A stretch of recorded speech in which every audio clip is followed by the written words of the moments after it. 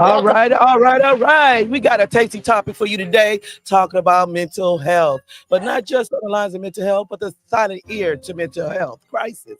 Make sure that you share, set your notifications.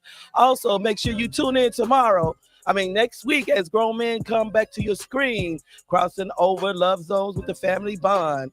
Now we're going to go ahead and hand it over to Mr. Dwight. Thank you, Spicy. Hello, everybody, and welcome to the Unspoken Hour.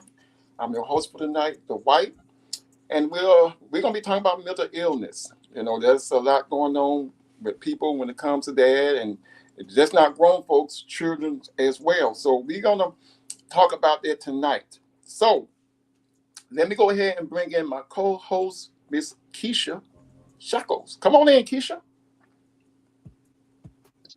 How you doing? Welcome to the show. Hello. Hey, you doing okay? I'm doing great. All right. Now I don't know if Mr. Mac is with us. Is Mr. Mac with us right now? Not yet. All right. Well, let me introduce you to the doctor of the show, Dr. Jennifer Gilbert. Come on in and join us. How you doing there, doctor? I'm doing great. How you doing? Oh, I'm Hello. doing fine. That's wonderful. Hey, Keisha. Hey, Dr. Jennifer. All right. So y'all know the topic of the day. We're gonna be talking about mental illness. You know, grown folks go through it, and children as well. So before we get into more details, Dr. Jennifer, give us a little detail on some mental illness. Mental illness it's a broad spectrum. The term itself is a very broad spectrum. It covers things as minor as depression and as major as schizophrenia. So it covers a wide spectrum, and so that's what makes me excited about tonight's topic because we want to try to, as best as we can, segment to the point to where we can kind of touch everything and everybody. Mm-hmm. All right. Yes. Um, I will say this because I'm about to go to Keisha. Uh, people, on the show and people that might be watching might have some people in their household.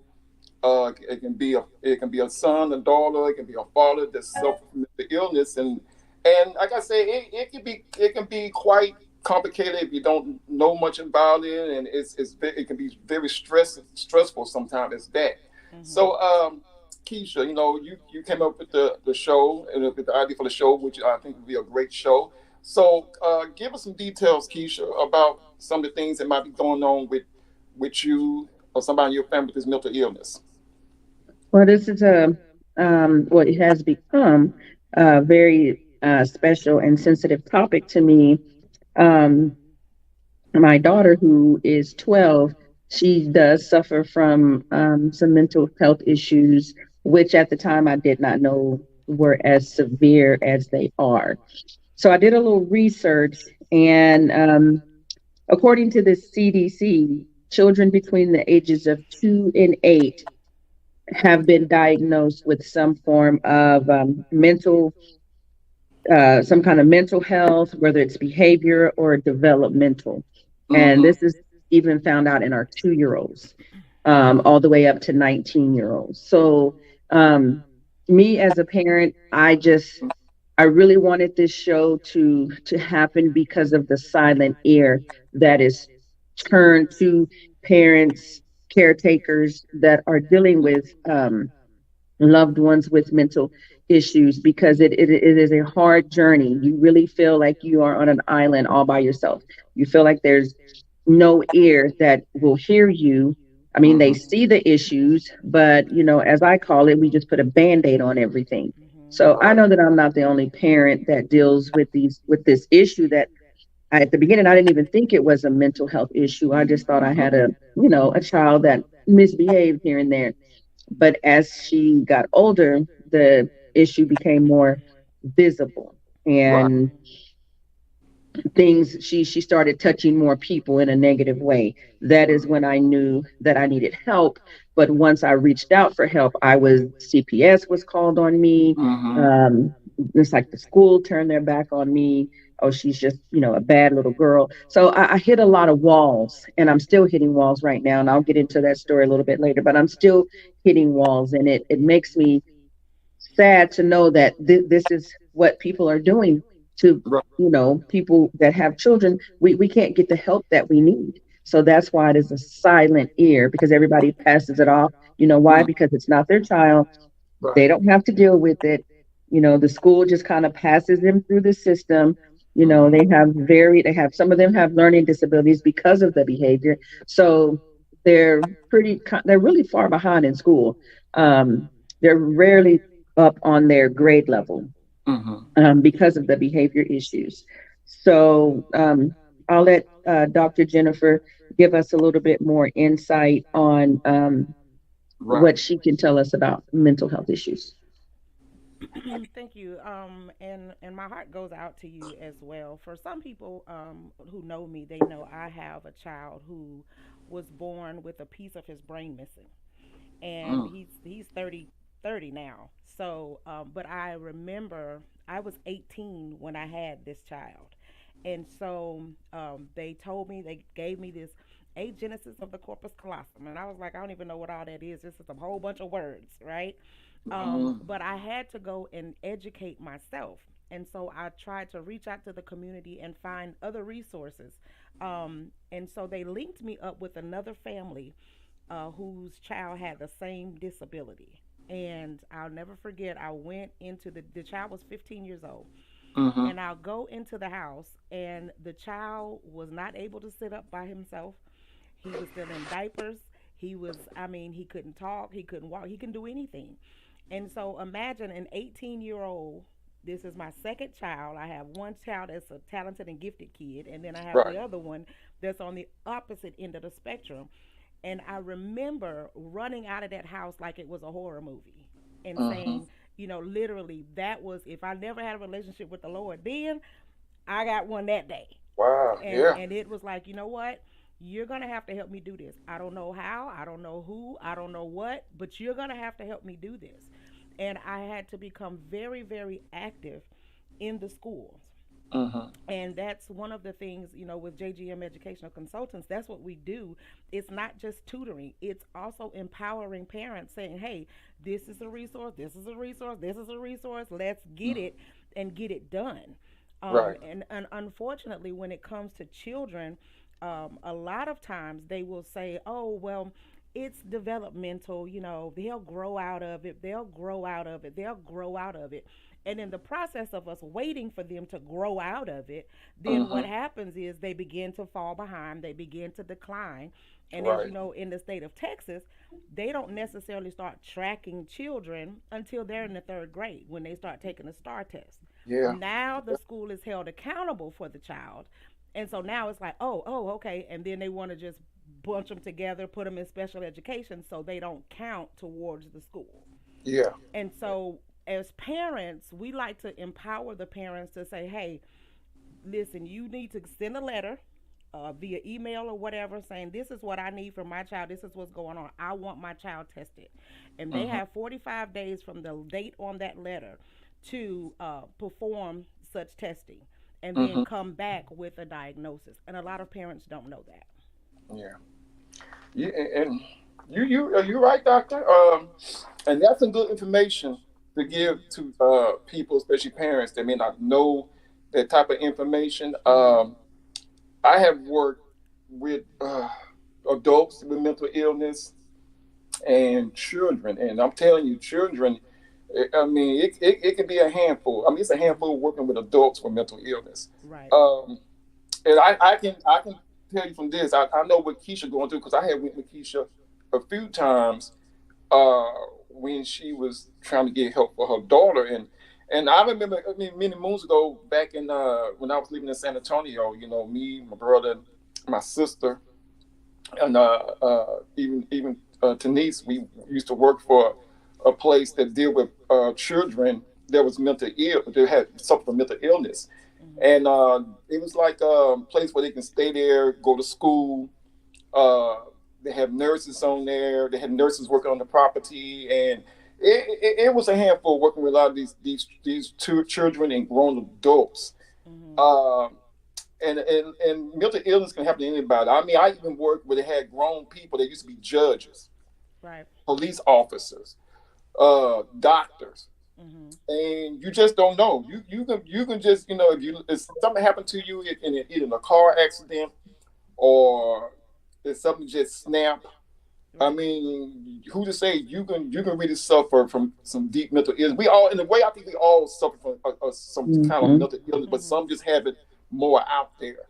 Right. Um, I know now it's kind of hard for people to get help, especially children, because back then it was really easy. You just take them in there, they're see the doctors, and they figure, well, if they're trying to hurt themselves or doing something, whatever that's not normal, they usually just take them right on in. They keep them, and they keep them for a couple of days, and then if they figure it's way more than out of hand, they'll keep them. But Mhm. now it's like pulling teeth. It's so hard to get that type of help for a child that's just Mhm. doing stuff. And we Right. just live in those times that it's just like it's like somebody had to do something big and drastic for them to do something, for them to actually help with that situation. Right. And a lot So of times, I'm sorry. Go ahead. no, go ahead. You go ahead. No, I was gonna say a lot of times nowadays, Hmm. we run to medication. Exactly. Yeah. Everything is medication. Give them some Vyvanse, give them some Adderall, Hmm. give them some this, give them some that. And I'm not really for or against medication. It just depends. Every child is different. Every Right. situation is different. But at the same time, we need as parents to be educated on the side effects of this medication, Oh because yeah. some medication can make it worse. You know what I Hmm. mean? If it's not by accident when you watch the commercials and stuff like that, and then they got that Right. quick voiceover that, oh, you can die, you can, your eyes gonna cross up, your head gonna fall off. They'll do that Uh, real fast. But yeah. everything else is this beautiful walk in the park, and it's just gonna be oh so easy. But Uh, we don't realize the detriment that comes with giving them the medication, and then right. the responsibilities, and then of course, if you're going to give them the medication, they need to be educated. You can't just, Hmm. oh well, they don't go to school this, they're out for a break, so I'm gonna give them a break from the medication. Because what happens, it takes a good 30 to 90 days, depending on the dosage and Hmm. the intensity of the medication. It takes a good 30 to 90 days for it to get in their system Wow. good and balance them out. And so when you take them off for 2 weeks and then you turn around and put them back on, their little bodies is just like, okay, I don't know if I'm on, off, am I going to turn around, or what do I do? You know what I mean? Hmm. But again, it comes from parents not being educated on how to care for these children. Well, what I find to be Keisha, you got any? some of, yes, what I find to be some of the issue is, we as parents dealing with children with mental health issues, mild, moderate, is we're not even aware that our children are usually suffering from some type of mental illness. We go to the school system, they'll put your child on a 504, which Mm-hmm. basically um, makes it to where your child is kind of quote unquote protected because of their behavior. Mm, My child was put on a 504, and I was advised this by one of the in school suspension teachers. She's like, you need to put her on a 504 because that will protect her, because by this time her behavior had gotten out of control. So you put them on this 504 and it kind of gives them a little protection. But mhm. when they start putting your children on all of these programs, see, they're getting paid for that stuff. Yeah. Exactly. They're getting Yeah. paid for every child that is in a special, either it's an IPE or a 504. Mm-hmm. So those kids could be considered not teachable or teachable. It just depends on how severe their behaviors are. Right. With my child, hers started at about age 3. Mm-hmm. She already had a psychiatrist and a therapist at age 3 because she was pushing over tables and computer desk and bookshelves. The teacher would take pictures and send them to me, and I kind of really didn't understand what I was working with. Her situation is a little different. She is my blessed child that was given to me, that she does have a background with her other parents as having both mental health issues. which I still didn't understand the severity of how it would affect her. She looks normal. She Mhm. talked normal. Everything she did, she hit her milestones. Everything was on time. So I thought, okay, she got away. She skipped it. Little did I know it was boiling in the back. Mhm. And Mm, now at age 12, it is um, full blown. So I did a little research and on what could happen if your child is not treated. Risk of school failure, which means because they're not behaving, the teachers really can't deal with just your child. So they kind of just let the child be. As long as they're in school, getting counted for their attendance, we're getting paid, just let mhm, her be here. And that was the advice they gave me. Hey, we just gonna sit her in the back. If she wanna bark, crawl under the desk, roll on the floor, we're gonna let her do that. Because if we try to stop her, then she's gonna fight us, and then she runs. She's a runner, so we don't know where she runs to. She's a runner, so we just gonna let her be. Mhm. yeah. Don't talk about the education part. Just gonna let her be, and that's what we did. I hate to say, for about a year. And we Mhm. just let the child go to school and got her up, got her dressed, sent her to school. And however her day was is how her day was. As long as she didn't run and I didn't get called. If she was a dog that day, we were cool with it. If she was a Mm, puppy, whatever she wanted to be that day, to where it did not disrupt the class and she's getting counted for attendance, is what we did for her uh, first grade year. Okay. Mhm. Um, Contacts with the criminal justice system, Mhm. dependence on social services, and even to the point of suicide. My daughter has so far uh, reached three of these. Not she doesn't want to hurt herself, so she's not on that level, but she will definitely hurt someone else, Exactly. and she won't feel anything for it. So I remember sitting at her psychiatric appointment, and this lady is running a list of things down that she tested for. And I'm like, what? What is that? All these letters. This girl got a rap sheet so long. I'm just like, wow. I think the only letter missing in any of her doc is Q. Um, wow. so then I went and I looked up, okay, so what are some mental illnesses in children? Like I said, parents may not even know that their child has a mental illness Mhm. because it's not, when you're diagnosed, they don't say, guess what? That's a mental illness. No, they just say, hey, this is what, according to the test, this is what we're diagnosing your child as having. Mhm. And again, we can treat it with medicine. So some of those are anxiety, depression, oppositional defiant disorder, conduct disorder, attention deficit with hyperactivity, or just attention deficit disorder without the hyperactivity, Tourette syndrome, obsessive compulsive disorder, PTSD. Um, and my daughter has what they call detachment disorder, where she cannot attach. She can't feel love. Mm, And it's hard to get through her. She's very like no emotions Mhm. unless she wants to feel it. It's because that part was missing at birth, that the first contact and all that. She didn't have that. Mhm. So she pulled away from that. So even to get this little girl to be remorseful for what she does, it's missing. It is Right. not there. wow. Mhm. Um, So, hold that thought right there. We hear the music playing. So we're gonna be back in two and two. So y'all come back with us so we can talk more about Stay this. tuned. Stay Important tuned. information.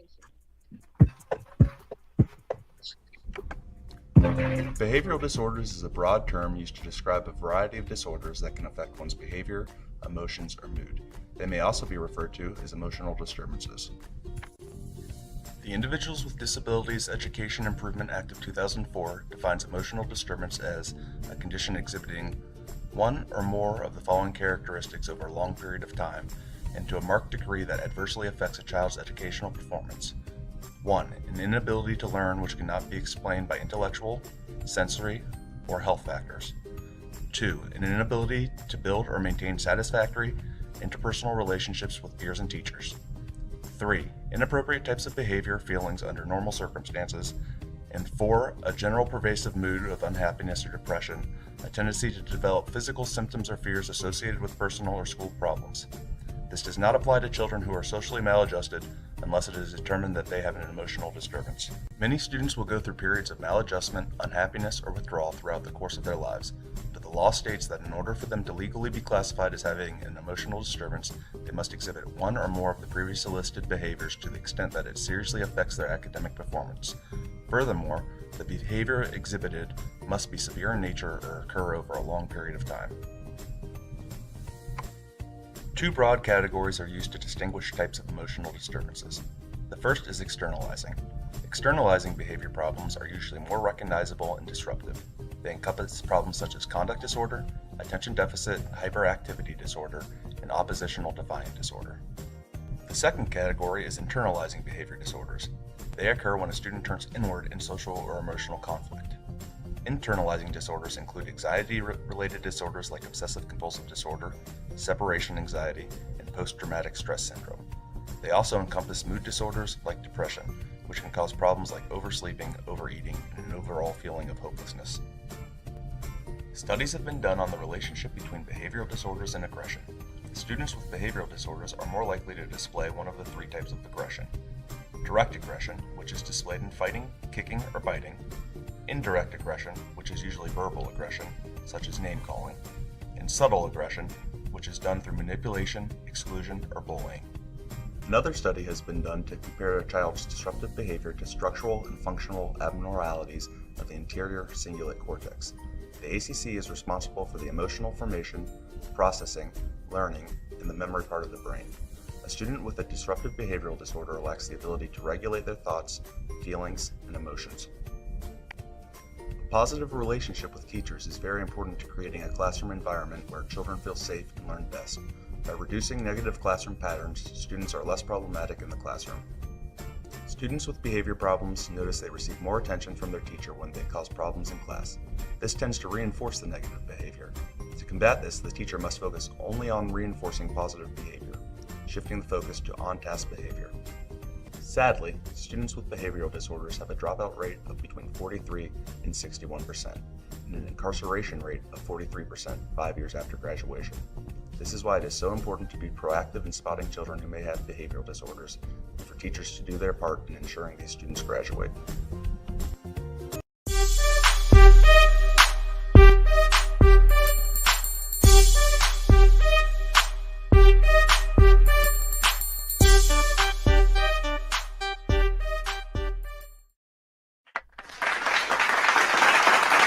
All right, thank you. I want to thank everyone over there at Instagram, Facebook, both pages, YouTube, Twitter, and Twitch for watching on. Please share if you're enjoying this segment, which is very educational. Please like and subscribe. Also, make sure you tune in next Friday as we will have the Grown Men Talking Incorporated in the building. The family bond crosses over love zones. So make sure you set that notification. You don't want to miss this topic. Now over to Dwight. Yes, thank you, Spicy. Thank you very much. I had a question for Dr. Gilbert, but before I ask Dr. Gilbert, I want to Keisha. Before we went to commercial, you was in the middle of saying some things, so you want to continue with that? Yes, I'll be brief. Um, my daughter currently right now, because of I'm going to say the lack of support from the psychiatrist. She's been in a couple of mental health behavior centers. Because of the lack of help and just putting a band-aid on it, my daughter is currently sitting in juvenile correctional center right now, because of some behaviors that she did, and this follows with the contact with the criminal justice. My child is facing 2 aggravated assault charges and burglary of a business and theft, which those are all felonies, at 12 years old. So even after they spoke to her, they immediately said, we need to do a psychiatric evaluation. I'm like, it took all of this for now you guys to see that there's something truly wrong with this young child. If I would have got the help that I was seeking earlier, my child would be at home right now and, not where she is. She attacked one of the guards in the juvenile center. She attacked my son with a knife. She's very direct aggressive, but not with me. With me, she's very loving because she sees me as her caretaker. Mhm. But to everyone else, she sees as some form of threat to her. And that is the part that they're going to figure out. My child has two probation officers, one in Travis County, one in Williamson County. I just Wow. want the audience to know that this stuff is real. Yeah. You have to fight and push for your child to get the help that they need. It is going to be blood, sweat, and tears because sometimes that help is just not freely given. So you have to do your own research because there's things that they're not going to tell you. So you have to do your research, do the research on the medicine, find out what resources and services. Now I have a lot of resources and services Mhm. because now they don't think there's something wrong with me. They actually see that it is something mental mental health wise going on with her. So now my email and my email and text are flooded with resources Mhm. because now she's turning on them. Mm. You know, I stood in court with my child in front of a judge the other day for the first time, and it was so many emotions I can't even tell you what I was feeling. Mm. So parents, please get the help that your child needs because I don't want anybody to have to go through this. Yeah. Yes.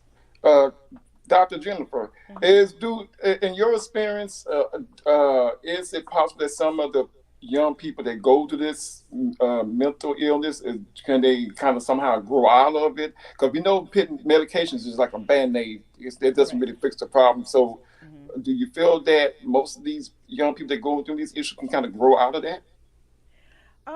There's a lot of variables that goes into that. Hmm. A couple of things, and I'm going to answer your question with some of the Sure. comments that I had from the video, and as well as what Keisha was saying. In the video, they were saying over a period of time, right? Right. A kid don't just wake up one night and or one morning and be like, oh, I'm just gonna tear the world up today, right? There's Mm. this thing that's called imploding, which is where it's happening on the inside and Yeah. they're internalizing everything. And that happens for a while before they explode. See, Hmm. oftentimes we don't see it until they explode, until it comes out. And then we're like, oh my goodness, now they're throwing chairs, now they're doing this, now Mhm. they're doing the Hmm. other. But you don't know what was going on the inside. And so, and I'm not blaming educators because, of course, I am one. But I think, back in the day, they used to say it takes a village to Yeah. raise a child, right? And I believe that half of the issue came when we disband the village, right? Hmm. You Yes. don't say nothing to my kid. No, that ain't Yeah. my child would never do nothing like that. You know what I mean? We have to get back to the point where we foster a relationship between the parents and the teacher and the child and all of these different benefactors that will help this student, and then the parents have to trust. Hmm. One of the reasons why I was in administration for 10 years for education, and then I went back to the classroom is because I realized that there's a missing link, and that's the reality of this is what it is. I mean, hey, it is what Yeah. it is. They Yeah. haven't passed the test in all these years. They haven't done this. They can't do that. They should be here. They should be there. Um, and so that's why I went back to the classroom. So the first thing that you have to understand is that it takes a while. But you have to also trust the teacher.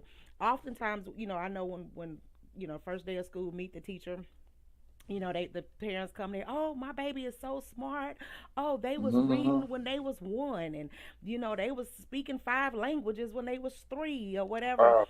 And then when you get the kid and it's like, I don't know who they was talking about because this Mm. baby don't even speak English. You know what I Wow. mean? And it's Oh. like, okay, but everybody think that their child is Doogie Howser. Well, I Mm. probably aged myself, right? Doogie Howser was That's a all movie. right. You know who it Yep. is. You Right? know. But you have to be able to trust the teacher because the teacher, not that we're comparing them to other kids, but if they're knowledgeable and they're seasoned, such as myself, we can say, okay, by this time they should be doing such and such, and this time they're doing such and such. I remember last school year, I always sent out letters to my parents, and I teach fourth grade. So I say, okay, by Hmm. the end of the year, your child should be at a letter S. we're mid-year, your child is at a level J. And then, I get a note back saying, well, how many levels is it from J to S? Mm. So now I know what I'm dealing with because the parent is not even educated, right? I mean, the alphabet, just count. Yeah. Um, and so we look at that. Another thing is regulating emotions. That's what another thing that the video was talking about. Right. Um, we all know nature versus nurture, right? If a child is in a home full of domestic violence or full of toxicity, they Mm. don't know that is regulated to them.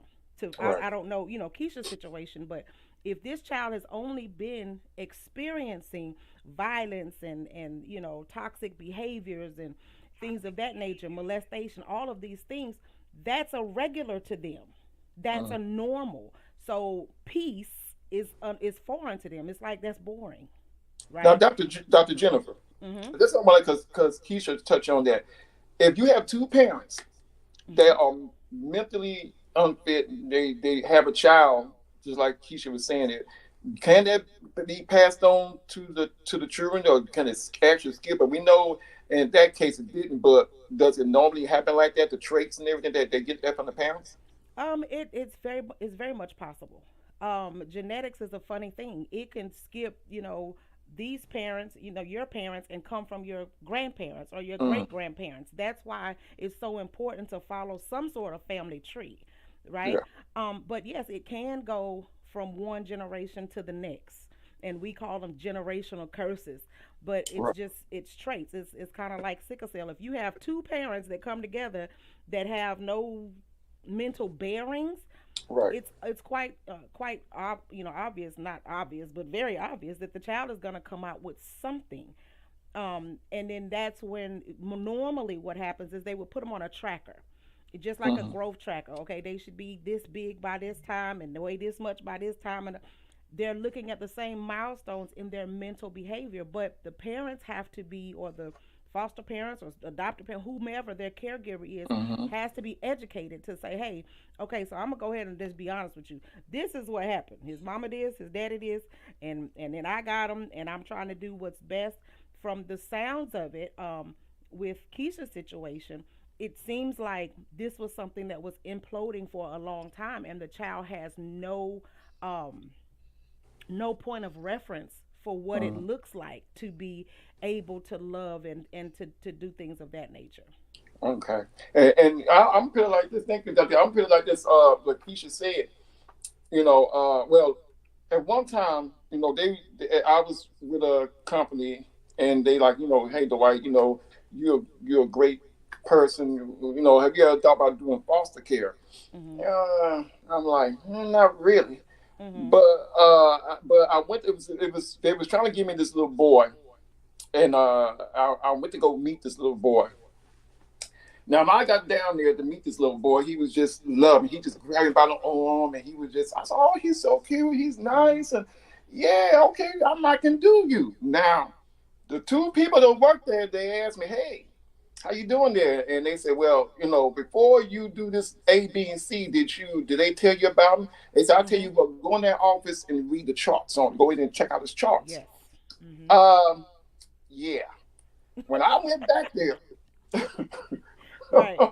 Yeah. Woo, you talk about rap sheet. Yes. Uh, this young man, oh Lord, his behavior, he has some real crazy behavior. Lash out. He'll take the forks and stick them in the socket. He'll play with that. Mhm. He also had a behavior taking off his clothes, running down the street butt naked. And one of his favorite things is like taking feces and writing them all over the wall. I mean, I read those things. I was like, nah, Yeah. I, Yeah. I, I can't do this. Yeah. I, And I did I was a foster parent mm-hmm. throughout my entire collegiate career. That was one of the ways that I was able to, get my experience as well Right. as, suffice for to take care of all of us. And one thing that I have noticed, especially when a child is taken from CPS and Mm-hmm. they're put into a temporary, what they call a temporary holding until they find a placement for them. is that it's just like dating. You go through this dating phase, Yeah. oh, I love you, I'll do anything for you, I'll, Yeah. I clean up, I do this. I mean, they're the best thing since sliced bread, right?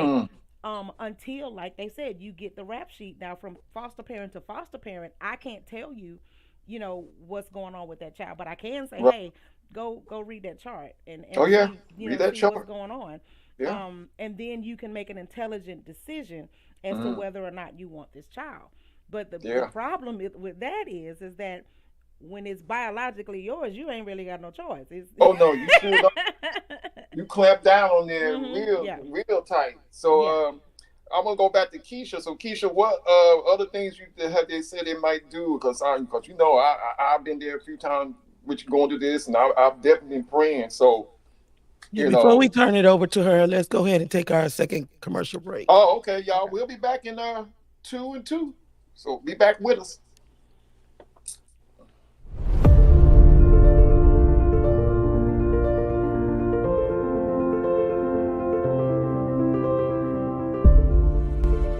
Violent behavior is never acceptable.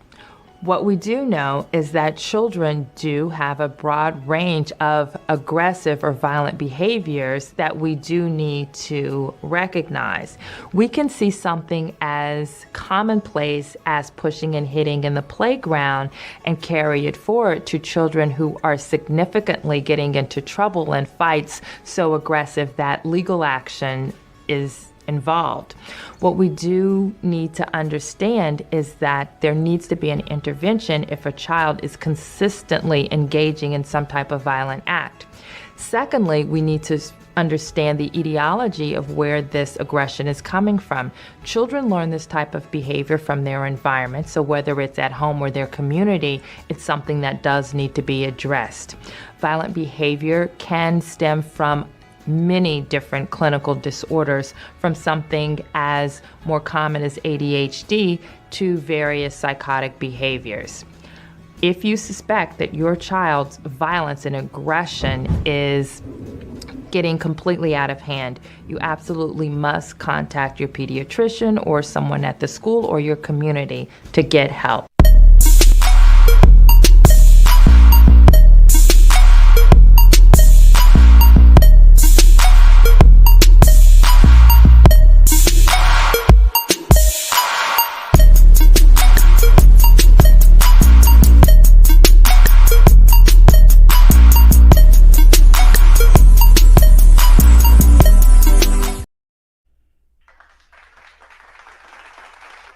All right, be back. And also, I just want to say, anybody out there that might have issues or need help, there's a number going across the screen. So please call, and we'll definitely see if we can do something to help you. Uh, Keisha, before we went to commercial, I just wanted to get to you and see, if there's anything else they said they might end up doing to help your daughter, or you know, what's going on with that. Well, because of the severity of everything, she actually cannot be back in my home right now, which Hmm. is difficult because of what she did. She can't be back in my home. So I have to, I asked the courts if they could place her somewhere, and they said, no, we can't do that. Um, that's parent responsibility. So now I'm in the process of trying to find this young lady somewhere to go because she cannot come back to my home right now. Um, and this is how I know that it's in her head. She doesn't understand because she called me the other day and she's like, okay, now I'm ready to come home. And I'm Hmm. like, baby, it doesn't work that way. Yeah. So she doesn't even have a clue as to the damage that she's caused Yeah. and the severity of what she's done because now her little playtime is over. So now she thinks that she can just come back home. And Hmm. even the judge tried to explain that to her that you can't do that. So Yeah. she holds it in, like Dr. Jennifer said, and then all of a sudden she just explodes Hmm. with this super aggressive behavior. Um, um, and she destroys things. Yeah. So yeah, she destroys anything she can get her hands on. It doesn't matter what. She took a chair the other day and shattered my balcony window because she was upset. Wow. And then she thinks of the consequence later, but she cannot control that um, episode of anger at that moment. Mhm. And even the police came out and they're like, nothing we can do. That's mom's issue. Mom just going to be upset. So the police don't even want to deal with the mental issue that this child's facing. She's even called 911 herself asking for help. And it upset me because I was at work. They didn't come out and do a well check on her. They didn't call me to do a well check. Mm-hmm. They just told her there was nothing that they could do to help her. Mm. So I'm like, okay, if the child is calling you for help, she knows that she needs the help, but you guys just blew her off. Yeah. And she did run away that day. Yeah. So after I called a runaway child, then they connected it that that was the little girl that called in. So when I went and found her, now they need to come and do a well check. You don't need to do a well check because you didn't find her. I found her. Y'all Right. sitting over there doing whatever and didn't even help her. Like, what if something bad would have happened? Because they could have gotten to her before I did, but they chose not to. Yeah. So we, like Dr. Jennifer said, we have to be a village. Um, the white is always looking out for my kiddos from across with his camera, and he'll, hey, your kids are doing this. Hey, are they supposed to be doing that? Yeah. Because I may be in the room, I may be at work, I may be asleep. So it does take a village, and people even around our apartment complex, they know they'll come and get me. Hey, this is what we saw. This is what your daughter's doing.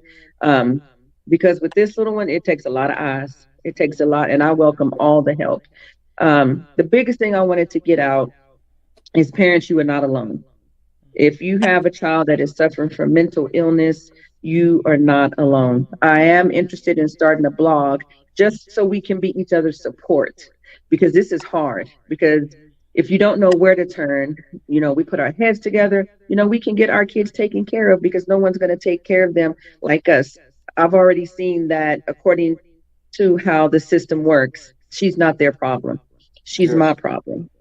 So, with that being said, I am doing all the research I can, trying to get this young lady help because the mind, she's 12, so her mind can actually still be kind of changed and, rerouted to a different way. But as she gets older, then it becomes harder Yeah. for you to kind of like reroute her brain. Mhm. Yeah. So, be looking out for that blog because it is coming soon because now I'm all the way in. I'm 100% in on our crisis, the silence to it, um, the parents that are not getting help with, even if your child has autism. I've seen parents in the store and the kid is having a full-fledged tantrum. It's not that that kid is being bad or spoiled. That could be a child that has autism, Mm-hmm. and they could have had a trigger, maybe too many people. Maybe it could be too many things. So have compassion when you see someone in the store and their child is having a full-fledged tantrum, because it may be more than just a spoiled child. This could be something serious that is going on. So offer compassion to that parent, you know, versus walking by looking at her and, hey, make that kid be quiet. Because sometimes with an autistic child, it's not that easy. That's Yeah. right. That's right. So true. Dr. Jennifer, let me ask you, do you know any places like Keisha just said, the judge and them saying that she has to find it. They just leave it in your hands. They know what's going on, but it's like they just like, hey, we ain't nothing else we can do. So do you have any advice or know any place that maybe her daughter can go to stay to get help, a facility or something like that that might can help with that? Well, one thing that a lot of people don't realize is that they have something that the parent can elect is to get a mental warrant. And what that is it's like a flag. So you know how the old people have the little bracelets that say that they Yeah. got, whatever. Well, it's the same thing, but it's for children, and it goes through the legal process. So if this child was to call and say, hey, I'm gonna hurt somebody or I'm gonna hurt myself or whatever, it's already flagged in the system, and then they will be forced to come out, and if they don't, then now they are going to be held negligent. They don't want that. Right. But it's something that it doesn't, it's not a charge to you. Now there is a process of going through that. But as again, if we get that village together, and kudos to you, Keisha, to be open and receptive of the help that people are trying to give you for her, especially watching out because some parents are like, what, whatever. But consult, because this is an international platform. Consult with your state laws, but everybody has what they call is a mental warrant. And so, Mm. anytime any behavior that is reflective of what, whatever the diagnosis is for that child, now the state or whomever is obligated to act on it. It's called a Mm. mental warrant. Mm-hmm. It's like a warrant for your arrest. Mm-hmm. Oh, okay. Okay. Just want to welcome Mr. Jones. He just came in to join us, and we just want to welcome him to the show. Mm-hmm. Thank you for joining us, Mr. Jones. Before I, Welcome, Mr. Jones. How you go ahead. doing? Surviving power, but it's okay. Everything's good now. What's going on, everybody? Oh, everything's going good. We're just sitting here talking about, mental illness. It's real out here, and especially when you're a single parent. It used to be, Keisha know who the lady is, and used to live next door to me. And I'll never forget her son. I think he was about 14 years old, and he had a breakdown. I was outside on my phone. She came crying to me, said, "Dwight, please, can you help me? My son, he's just going off." The boy locked up the door, and he was tearing that whole apartment up. I mean, he was just tearing everything up. The police was called. About 10, 12 policemen showed up, fire truck, ambulance, everything. And they couldn't get through the door. He opened the door, sprayed him with a fire extinguisher, and uh, it was just a big mess. But I applaud the police officers because in certain situations like that, not all cops, most cops they'll shoot because when they did get in there, he had a big butcher knife in his hand, Mm. but they was able to get the knife from him. They set him down on the porch with a chair. They rub his back, and they say, "Hey, you're gonna be okay." Now, with that situation, what this young man did, they took him to a place called Ash, and like Mm-hmm. Keisha know, they'll take these young people, they keep them for a couple of days or Right. maybe a week, and then they're like, "Well, here you go." I Yeah. mean, but the problem's still there. It's nothing getting solved. This Mm-hmm. child still needs help, and that's what we try to make aware of. Like Keisha said, she's starting the blog, so maybe people can get together, get information to help these young people. Mr. Jones, do you know anything or know anyone that might have issue with a young child and what help they got for that child or anything like that? Well, these days, a lot of people like to put labels on our children and say this is what's going on with them and that's going on with them. So, at our point in time, it's kind of hard to, say whether if you're dealing with a child that actually has a need versus a child that's actually just acting out. So, the Right. one person that I knew that had to end up getting help for the child, it turned it out. I don't know. It's a crazy situation because the child was prescribed Ritalin Right. and Adderall, Wow. from what I know, Mm-hmm. and Mm-hmm. it just once you've been on that so long and then you come off of that, you know what I'm saying, and Right. and them type of medications are taking you up and down. It's kind of a roller coaster ride. It's kind of like a cocktail, and then once you've been on it so long and now you come off of it, now you become an adult that's Mm. taking the medication basically as you see fit to take it instead of how you was taking it when you was a kid because a parent was giving it to you. Now Right. the child that was once a child that is now an adult is really he basically lives his life in bipolarism because you can see it like one minute he's up and the next minute he's sunken and the next minute he's angry and yada yada. And it's sad to see him like that because he's a great young man, but these are some of the things that he go to as a result of now not taking his medication like he's supposed to and Right. thinking he can replace his medication with another substance and everything is okay. Wow. Now, Dr. Jennifer, but just what Mr. Jones just said, I mean, doesn't that the medicine that they take, do they like, does it, because medication has certain side effects, or with Mm-hmm. those side effects, does it just make certain situations worse as they become adults? It does, and the term that Mac used, which is a cocktail, is exactly what it is. Normally, when a child is needing medication or things of that nature, the hospital will take them in for Mm. 3 to 5 days, and give them this new cocktail, this new medication, and then see if it interacts, how does it interact with their system and things of Right. that. um, and then they release them to go home with this medication. Well, then you Mm. get home, I'm not saying in every case, but then you get them home and the parent be like, oh, well, this one makes them sleepy, this one makes them wake up, this one does, and then they pick and choose how they want to do it. And it was Right. just like I was saying before, when you have, the kid on medication, they're regulated, everything is fine, and you're like, well, they're going to be on Christmas break, so I'm going to take them off the medication. It's Mm-hmm. the same thing. It has a counter effect. And so we also have to be aware of making your pharmacist a part of your village, because Right. they can tell you which medicines are counteracting or whatever. Like he was saying, if they're taking Vyvanse and Ritalin at the same time, those counteract with each other. Yeah. Yes, they Hmm. And do. so you have to have a perfect balance to that cocktail.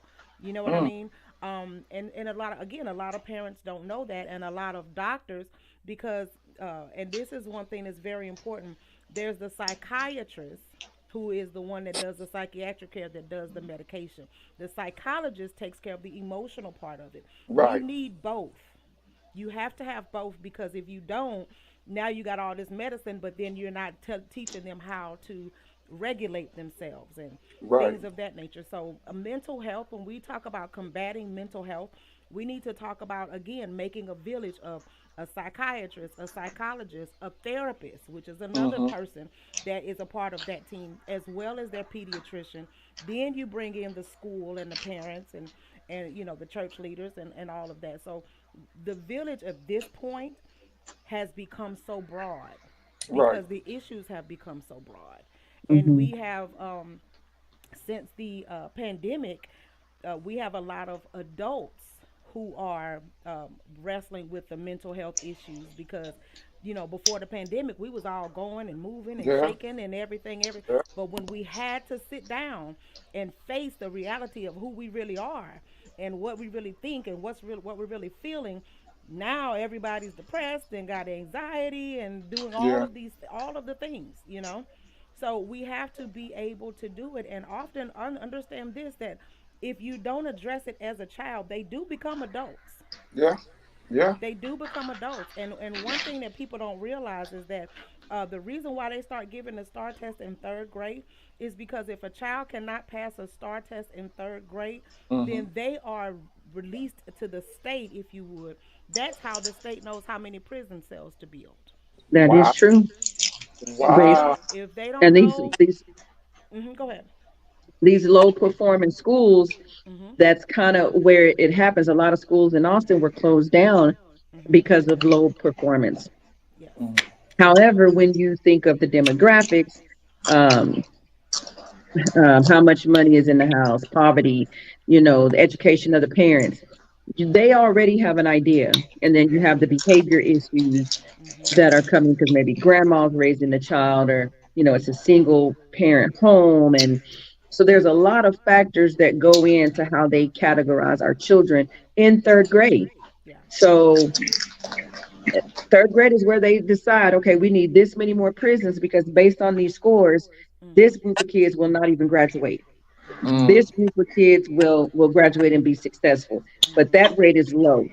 So, we definitely need to create that village because they're already putting our children, and at this point, it don't matter if they white, black, green, purple, they're Mhm. categorizing our children in a group already to say Mm-hmm. that this group of kids fail. Yeah. That's all they're saying. Mhm. Let's give them all this medicine. Let's pump them up with Ritalin and Concerta and all of that. They found out Concerta was aggravating my daughter's condition and making her angry. Why did nobody ever tell me that? Mhm. It took her going into one of the facilities, and they said she doesn't need to be on this because it's aggravating her and it's bringing out more anger. Mhm. I'm Yeah. like, well, then let's stop it. Like, there's no Yeah. reason for me to give that to her if it's making her angry and she's already angry. So now Yeah. I have a little Hulk walking around my house destroying everything. Right. So And that, the system is set up to pump our kids full of medicine.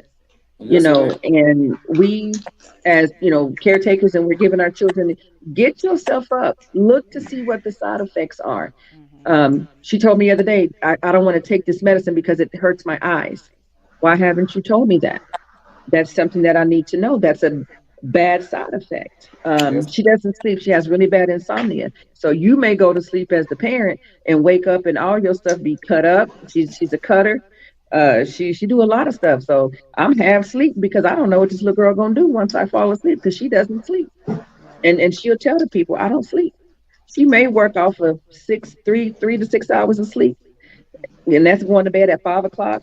So school is very difficult for her.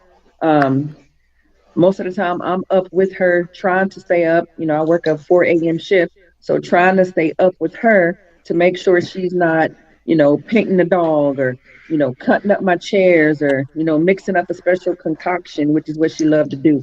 So I have to keep everything locked up. My truck looked like a store because I have so, do I to tell you, I have so much stuff in my truck or That's a locked mental up in my store. room Yes, it is. because I can't keep it out to where she can get it Yeah. because that girl may make a bomb or something because she's Yeah. just always doing stuff. Even in her cell right now, she had to go on seclusion because she started tearing up a cell. Now, how she did that, how she did that, I don't know.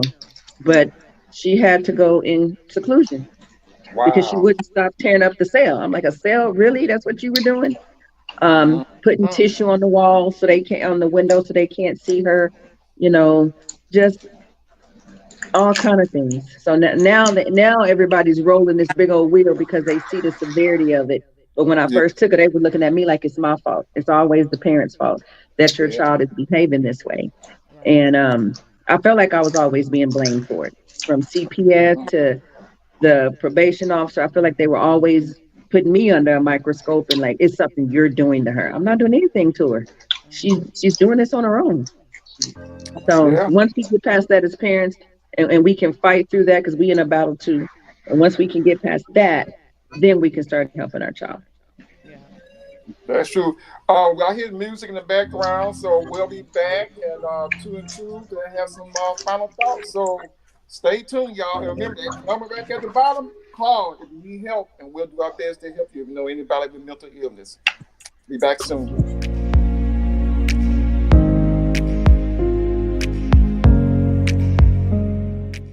So, disruptive behavior disorders are several different disorders of childhood in which children don't follow the rules. They tend to be defiant. They tend to have difficulties in school and really have trouble making peer relationships. So one of the things we recognize is about 3 to 4% of the population of children have some type of disruptive behavior disorder. A disruptive behavior disorder is an attention deficit hyperactivity disorder, a conduct disorder, or an oppositional defiant disorder. Categorically, these children have trouble following the rules. They are impulsive, they can be aggressive, and they're spending a lot of time getting into trouble. One of the things that we have to recognize that sometimes these disruptive behavior disorders co-occur, meaning that they happen simultaneously to one child.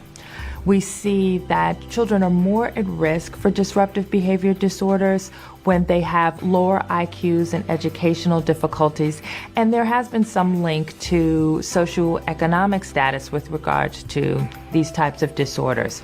We need to recognize that these disorders are treatable, and with parent and teacher intervention, a child can move past this and be successful.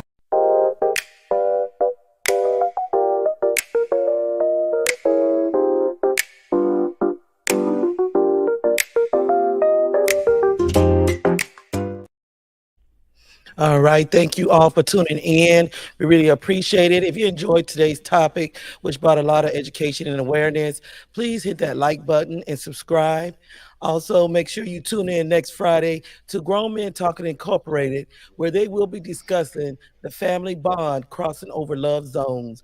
It's very interesting, and the way they're going to bring it is going to be very, very interesting. So, over to Dwight. Yes. Thank you, Spicy. Thank you. Dr. Jennifer, that video we just saw there, uh, give me a little detail what she believed was just saying in that video.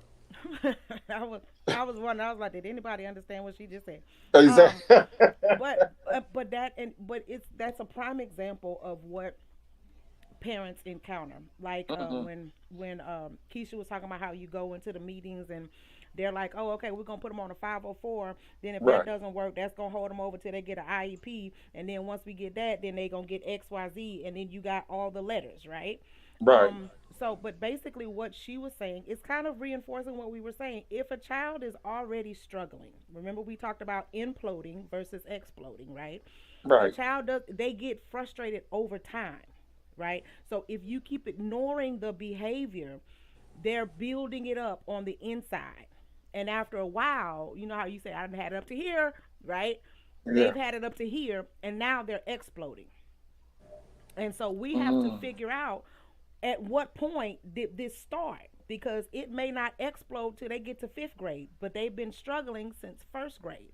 And this is why I always, teach teachers and principals and things of that nature how important data is. If you track a child, I do my own tracking system.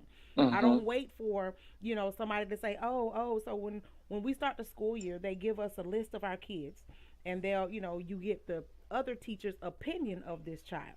I intentionally don't read that because Hmm. I want to know this child for myself, right? Right. But when I look at their testing data, when I look at their behavior, their referrals, things of that nature, those are the things that I need to see. Because Hmm. if you listen to the video, she said if they have a lower IQ, they have more of they're more likely to act out. Right? Right. They're acting out because they're trying to deviate from the fact that they don't know. But Mm. if you are an educated teacher about this student, then you'll know that that student doesn't know, and you'll differentiate that assignment. Does that make Wow. sense? Yeah, it But does. Yeah. it's so getting up, teaching is not what it used to be, where you could just get up and everybody brings an apple and everybody's happy. At this point, you have to have it down to a science because Mm. there's so Mm. many outside variables that play into what you see into the classroom. Right. Um, I just want to say that I want to give everybody a chance to, get their final thoughts about this because, like I said, in our life, I believe even we had people in our family that's mentally ill. You might have a friend with somebody that you know that's mentally ill, children, grown people. I mean, it's a everyday. I mean, it's just a lot of people out here just suffering from that. So I'm gonna give everybody a chance to give some advice or how they feel about it, and I'll start with Mac Jones first and see if he had anything he want to say about the mental illness or anything that might help somebody, and then I'll move on from Dr. Gilbert, then Keisha. Um, I was listening to the video and I agreed with her through a lot of parts of it, but when she got to the low IQ part of it, I kind of fell off the train with that because I know some people with some very, very high IQs Right. that, you know, they all through their younger life, they just couldn't seem to stay out of trouble. And it was like, man, like what is this barrier that keeps this child from progressing and advancing into the next stage of things? Now I can get it for the kid that don't understand and don't know what to do and don't want to look stupid in front of the class, and so they're acting out and cracking jokes and things of that nature. But what about the child that has the very high IQ, and so the things that you're giving to that child, they not only understand it but understood it before you brought it to them. And so now that we're talking about it for the 19th time in class, it becomes boring to that child. Mhm. What Hmm. about that child? Mhm. Yeah. Because there are kids that are so smart that it's like, why are we talking about this again? Why are we doing this again? This is so boring. Can we get into something else? And you can't be repetitious to those kids as well. So you got to put curriculum in front of those kids that challenges those kids, because with that it's like a lot of stuff in school that they give you. I'm gonna be honest, I was one of those bored kids that's like, I'm Hmm. so sick of this. Why is we talking about decimals and fractions again? Hmm. And so you tend to lash out into that as well. So you can't stay out of trouble with things like that. And I think personally, um, certain kids with these symptoms that they're talking about, you have to take your time and pay closer attention to these kids, and not just put them in like smaller classrooms so they won't disrupt the bigger class as they do, and put the alphabets behind their name and say that this is what's wrong with them, that's what's wrong with him, this is what's wrong with her, that's what's wrong with her. No, those kids need individualistic school planning, and someone that's willing to sit down with these children on an individual basis and see what's going on with them, because the more you get to sit down with an individual as an individual, the more that you learn about that child. And so then you can say, hey, I see what's wrong. It ain't just that this child is being disruptive, but it's this, that. And so that's why I say they so quick to stick so many labels on children that really don't be nothing wrong with. It just be certain situations. Right. Right, right. All right, thank you. And Dr. Jennifer, what do you have to say, and give some final words about young people having mental illness that you might can help somebody with? I would have to agree with Mac is that Mm-hmm. yes, we do have children on both ends of the spectrum, but it Yes, goes we back to do. that what I was saying about getting to know the child as an individual, getting to know Mm-hmm. them as a. I wish in one classroom we could have everybody on the middle of the road and we can all learn together on the same, on the same spectrum. But the symptoms are the same. Whether they can Right. be imploding because I'm bored and I already know this stuff, so what Yeah. else can I do? Or I'm imploding because I really don't get this stuff and I don't want, my best friend, he got it last week when you did it the first time. You know what I mean? Yeah. And Yeah. so it's a lot of different variables that plays into it. So if I was to give any final words, it would definitely be to let's get back to building that village and and Right.